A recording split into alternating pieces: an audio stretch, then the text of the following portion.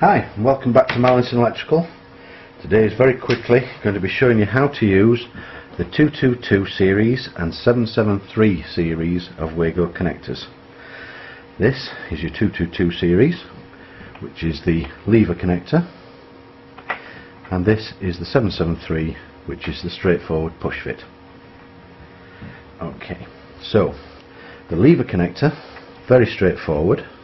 Push your cable into the hole and slam shut. The push fit, this time remembering the sleeving, into the hole, push, and done. And if you can see there, you can see the cables in there. It's on nice and tight. If we want to remove it, it's simply a little bit of pressure, twist backwards and forwards, and off it comes. So where we've got our live conductor, we'll take our cutters.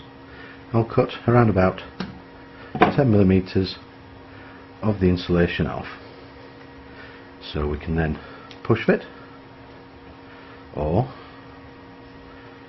lever. Both totally reusable, both approved to all British standards,